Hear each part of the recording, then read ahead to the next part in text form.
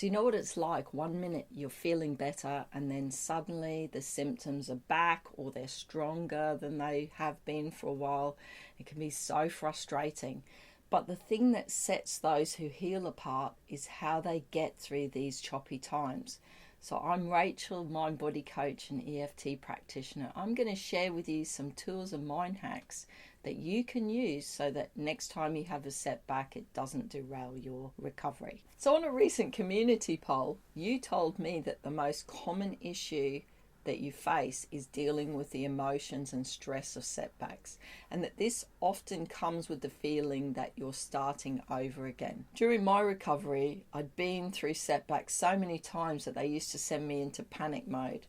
So the minute symptoms come back or we have a flare, we've really got a choice. We can give in to our feelings and let them run the show, or we can really try going down a different path.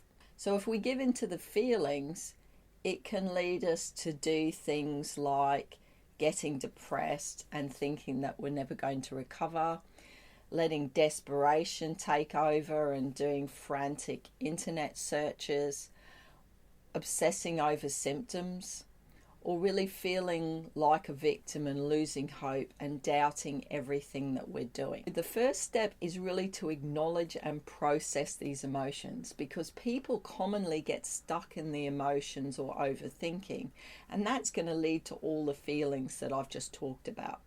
Or they go straight into taking action when they're in fight or flight mode, which really stops us making calm, rational decisions. And the thing is, none of these strategies work. All they do is ramp up your stress levels and make your symptoms worse. So before doing anything else, spend some time acknowledging how you feel. If you're sad, afraid, frustrated, confused, or disappointed, allow yourself to feel that way, because resisting these emotions just makes the stress of setbacks worse. In fact, dealing with the fear about what the symptoms mean for you is really the best first step. So once you've let go of the emotions, you can see things more clearly. And so instead of scrambling for solutions, you can understand what's really going on and take action that's going to truly help you. Some of my worst health decisions were made during setbacks. So if you've seen this pattern in yourself, this is the best step that you can take to change this pattern for the better. Some of you have said in the poll that during a flare you struggle to trust your body's ability to heal. So the question I've got for you is, what meaning are you giving the setback? So I'm going to give you an example from a recent experience I had. A few weeks ago, I felt the symptoms of a UTI coming on. When my father was ill and he passed away, the stress of everything left me with chronic UTIs for 4 months straight. So as soon as I felt the UTI symptoms return, my mind went straight back to that time and all those emotions came flooding back. I was frustrated that it was there. I was afraid it would never go away. So I tapped on the frustration and the fear and came to a place of peace. Then I remembered that the week before I had it's hard, a routine pelvic examination. And the thing is, UTIs can sometimes occur after these procedures for some women. I was making the UTI mean that I was going to have chronic UTIs for another 4 months or more. But in reality, the UTI had happened for a very specific and physical reason. Nothing like the last time. And so coming to that place gave me the clarity that I needed to really take the correct action, and I've resolved a UTI. So when we're calmer, we can see the messages that our body is giving us and really understand what led to the setback. And that stops us assuming that the setback is going to play out like the last time and really staying stuck in the fear of what had happened before. So when we have a setback, instead of falling into old patterns and taking it to mean that we're never going to heal, view it as your body's way of signaling, letting you know that something in your life needs your attention. Because your body knows how to heal. It has that self-healing capability built in. It comes out the box.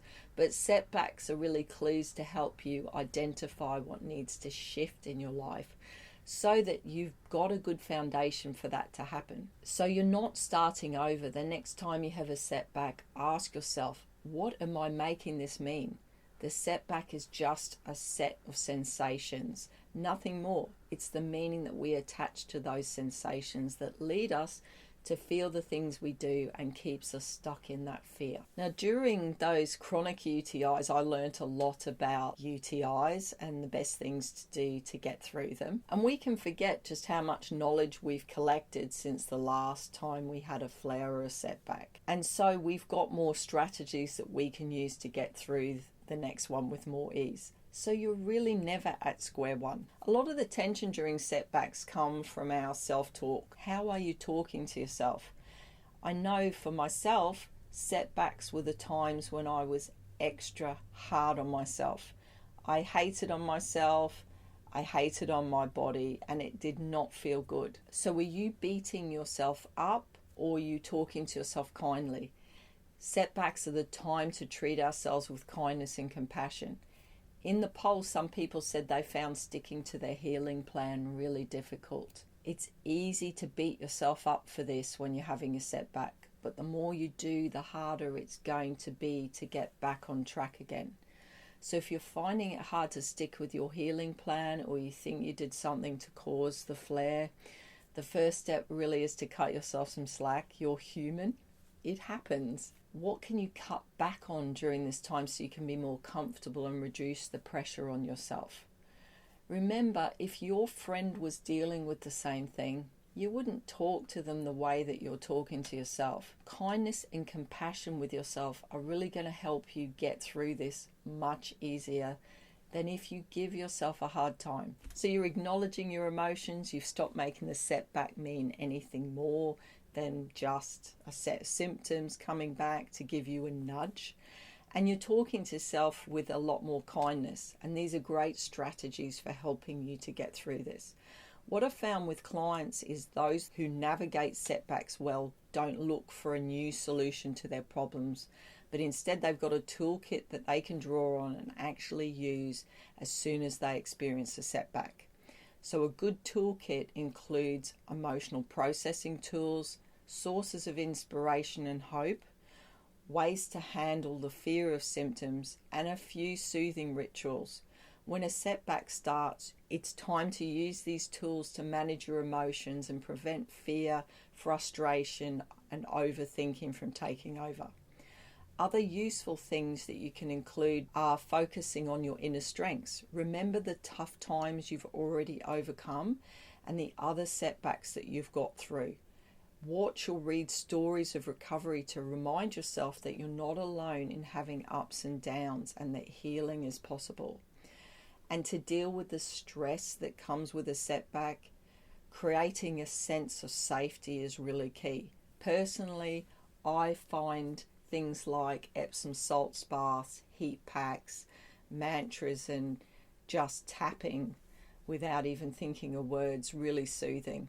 And looking at books and reading books about people who have overcome adversity, that really enables me to lean into the strengths I've got. So by using your toolkit, you can navigate setbacks with greater ease without feeling like you've pressed the reset button on your progress or reaching for any solution to your problems under pressure. As I've said, dealing with the emotions first is key, and that's why I've made this video to help you do just that. Go and watch that next.